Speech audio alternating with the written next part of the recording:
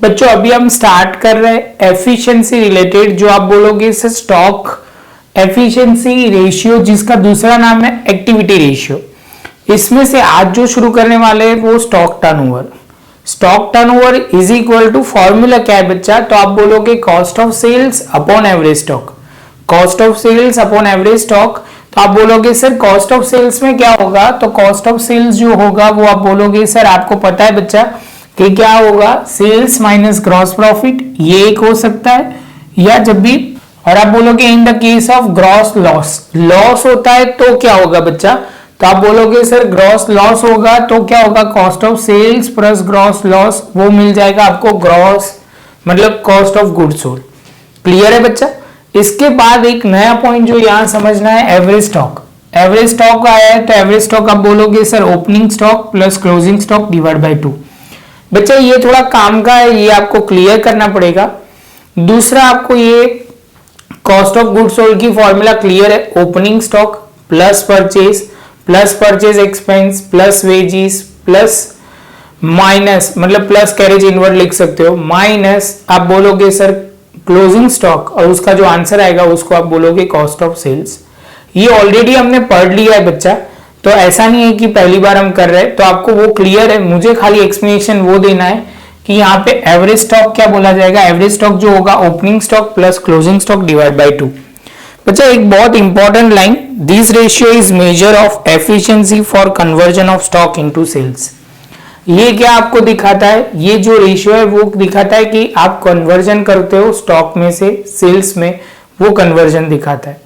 तो वो पॉइंट आपको क्लियर करना है, कई जगह पे एमसीक्यू में आएगा। दूसरा बच्चा जो ध्यान में रखना है वो इंपॉर्टेंट पॉइंट जो अभी आपके स्क्रीन पे आएगा। पहले दो चीज दी हुई है वो आप बोलोगे सर आपने बोर्ड पे भी लिखा हुआ है स्टॉक टर्नओवर एवरेज स्टॉक, वो तो समझ में आ जाएगा।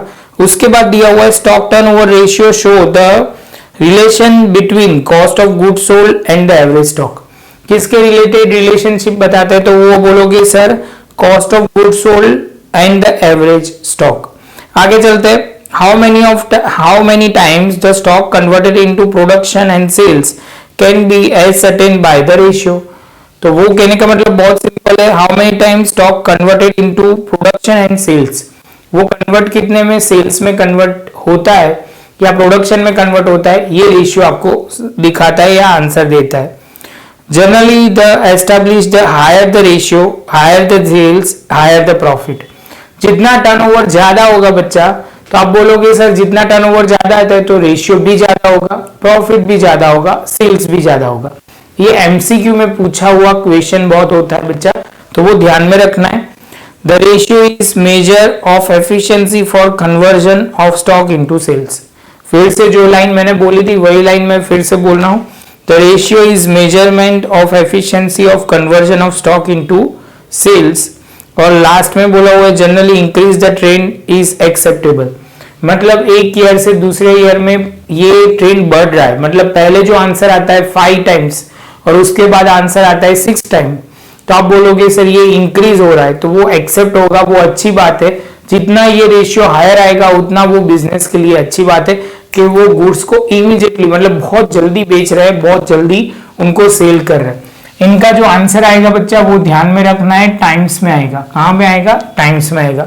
तो बच्चा एक बार शांति से इतना लिख लो, ये फोटो जो आ रहा है वो प्रॉपर लिख लो, उसके बाद हम आगे बढ़ेंगे। बच्चों अभी हम स्टार्ट कर रहे हैं सम नंबर 15, जिसमें दिया हुआ है stock calculate the stock turnover ratio from the following information of L company limited.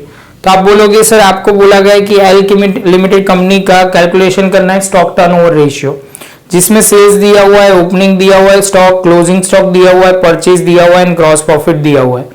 आप बोलोगे सर ये जो है उसके अंदर वैल्यू पुट करते हैं तो ज्यादा समझ में आएगा। तो बच्चा आप बोलोगे सर यहाँ पे सबसे पहले एवरेज, पहले तो फॉर्मूला लिखनी है एज यूजुअल, थोड़ी जगह छोड़ दो, उसके बाद एवरेज स्टॉक कैलकुलेशन करते हैं, जिसमें आप बोलोगे सर यहाँ पे होगा 3,50,000 प्लस यहाँ पे लिखोगे 2,50,000 डिवाइड बाई 2। तो आप बोलोगे सर ये 6 लाख डिवाइड बाई 2 होगा तो आंसर आ जाएगा 3 लाख। ये क्या आएगा बच्चा? तो आप बोलोगे सर ये जो आएगा वो एवरेज स्टॉक आएगा। कौन आएगा बच्चा? एवरेज स्टॉक आ जाएगा। जैसे एवरेज स्टॉक आएगा आप बोलोगे सर कॉस्ट ऑफ सेल्स तो नहीं है, लेकिन आपको वो पता है बच्चा, सेल्स में से ग्रॉस प्रॉफिट माइनस करते हैं तो क्या मिलता है, कॉस्ट ऑफ सेल्स। सही है, मैंने थोड़ा वर्टिकल फॉर्म में लिखा था, अभी आप बोलोगे पहले ये वर्टिकल फॉर्म में, हॉरिजॉन्टल फॉर्म में भी लिख सकते हैं, आपको जो भी इजी लगे वो। बच्चा आप बोलोगे सर यहाँ पे जो है वो कॉस्ट ऑफ सेल्स दे दिया है, तो बच्चा हमें कोई जरूरत नहीं है, प्रॉब्लम नहीं है, तो हमारे पास तो सब कुछ है। क्योंकि बच्चा तो अभी हम स्टार्ट करते हैं यहाँ पे लिखना, सेल्स जो है वो 30 लाख है, ग्रॉस प्रॉफिट है यहाँ पे 30, तो ये होगा 9 लाख, तो यहाँ पे जो होगा वो 20 लाख हो जाएगा, 21 लाख। कितना होगा, 21 लाख। तो आप बोलोगे सर आंसर क्या आएगा, 21 लाख डिवाइड बाय आप बोलोगे 3 लाख, तो आंसर हो जाएगा 7। और ये हो ध्यान में रखना है, आंसर में जो लिखना है वो टाइम्स लिखना है, कितने टाइम्स आपने गुड्स टर्नओवर हुआ है। बच्चा शांति से प्रॉपर लिख लो, उसके बाद हम आगे जाएंगे दूसरे एग्जाम में। चलो बच्चा इसके बाद आगे चलते हैं। Calculate the stock turnover ratio from the following information Y limited. Opening closing stock दिया हुआ है, सेल्स दिया हुआ है, परचेज दिया हुआ है, परचेज एक्सपेंस दिया हुआ है, वेजेस दिया हुआ है। बच्चा आप बोलोगे सर एवरेज स्टॉक का बंदोबस्त हो जाएगा कैसे, तो आप बोलोगे सर सिंपली ओपनिंग स्टॉक कितना है बच्चा, तो आप बोलोगे सर 2 लाख है। क्लोजिंग स्टॉक कितना है बच्चा, 1,50,000, तो आप बोलोगे सर ये हो जाएगा 3,50,000 डिवाइड बाई 2, तो ये करोगे तो 1,75,000। कितना होगा बच्चा, 1,75,000। अभी बच्चा आप कॉस्ट ऑफ सेल्स ढूंढोगे, क्या ढूंढोगे बच्चा, कॉस्ट ऑफ सेल्स। तो आप बोलोगे सर ये जो होगा ओपनिंग स्टॉक प्लस परचेज, तो आप बोलोगे सर परचेज जो है वो क्या है, तो simple opening stock plus purchase plus आप बोलोगे परचेज एक्सपेंस, ये हो जाएगा परचेज एक्सपेंस माइनस आप बोलोगे सर ये होगा क्लोजिंग स्टॉक। तो आप बोलोगे सर वैल्यू पुट करना शुरू करते हैं, ओपनिंग स्टॉक है वो आप बोलोगे सर 2 लाख है, परचेज जो बच्चा है वो कितना है 22 लाख। क्लियर है बच्चा। परचेज एक्सपेंस जिसको बोला जाएगा तो आप बोलोगे 1 लाख है, तो आप बोलोगे सर ये जो हो जाएगा टोटल कितना, तो आप 25 लाख, उसमें से आप क्लोजिंग स्टॉक 1,50,000 माइनस करोगे तो आप बोलोगे सर वो होगा 24, और उसमें से 23,000 मतलब 23,50,000 कितना होगा बच्चा, 23,50,000। इसके बाद वेजीज है बच्चा, तो आप बोलोगे सर वेजीज जो है वो 2,50,000 है। कितना है बच्चा, 2,50,000, और क्लोजिंग स्टॉक जो है वो 1,50,000। तो बच्चा यहाँ पे लिखेंगे 26 लाख, वो आपका कॉस्ट ऑफ सेल्स आ गया। जैसे ही आएगा तो आप बोलोगे सर यहाँ पे जो होगा 26 lakh divide by average stock हमने ढूंढ के रखा हुआ है 1,75,000, आंसर होगा 14 पॉइंट कितना होगा, तो आप बोलोगे 14.86 टाइम्स। जैसे ये होगा इसके साथ बच्चा आप बोलोगे कि हमारा ये पॉइंट खत्म हुआ, इसके साथ शांति से प्रॉपर नोटबुक लिख लो।